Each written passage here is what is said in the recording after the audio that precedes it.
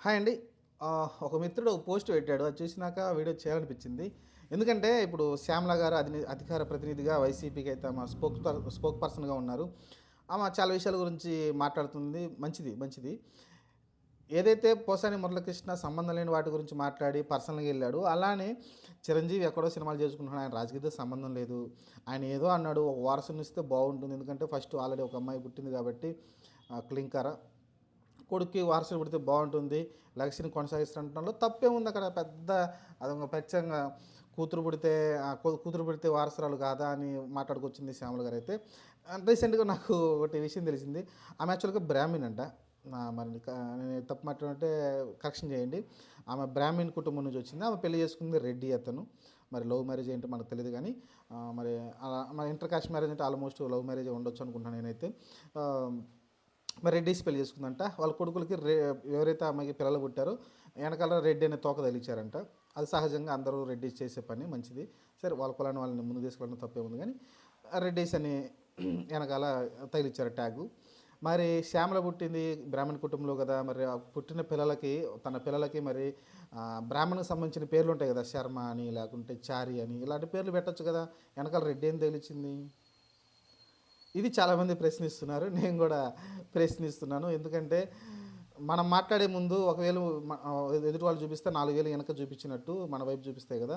అలానే శ్యామల గారు మాట్లాడే ముందు కొంచెం వెనక ముందు అందులోని చిరంజీవి అసలుకి రాజకీయాలకు సంబంధం లేని వ్యక్తి. నువ్వు మాట్లాడేసింది ఏంటి? నువ్వు నువ్వు వైసీపీ అధికార ప్రతినిధివి, స్పోక్స్ పర్సన్వి. అప్పుడు నువ్వు కేవలం రాజకీయాల గురించి మాట్లాడు. కానీ చిరంజీవి అసలు రాజకీయాలు లేడు. ఆయన ఎప్పుడో చెప్పుకొచ్చాడు, నేను రాజకీయాలకు సంబంధం లేదు, నేను అన్ని పార్టీని సమానంగా చూస్తాను ఆయన చెప్పుకొస్తున్నాడు. అలాంటి వ్యక్తిని పట్టుకొని నువ్వు సడన్గా దొరికాడు కదని పవన్ కళ్యాణ్ మీద కోపంతో చిరంజీవి మీదకి వెళ్ళడం అనేది చాలా రాంగు. ఎందుకంటే రేపు పొద్దున భవిష్యత్తు ఇంకా ఇంకా 4 ఏళ్ళ టైం ఉంది. ఎక్కడో చోట దొరికావంటే ఆటోమేటిక్గా ఇప్పుడు పోస్తానికి అయితే ఎలా ఉందో నీకు కూడా అలానే గతి పెట్టిద్ది.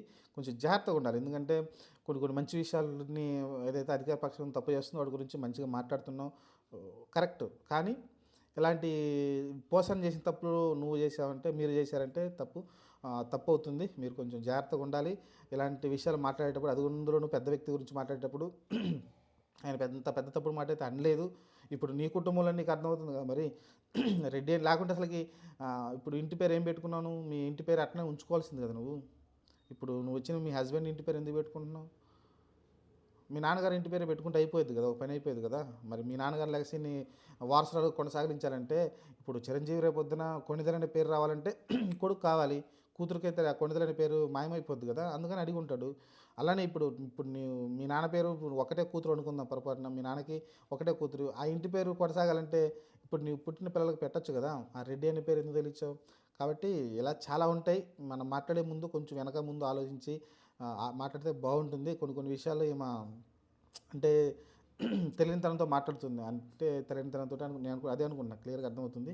తెలియనితనంతో ఆవేశంతో ఏదో ఇంకా టక్కన దొరికింది ఛాన్స్ అన్నట్టు వచ్చి మాట్లాడుతుంది. కొంచెం స్టడీ చేసి ముందు వెనక చూసుకొని ఏంటి అసలుకి కరెక్ట్ అయినా దీని గురించి మాట్లాడితే బాగుంటుంది. లేకుంటే పోసానికైతే శ్యామలకు పడుతుంది.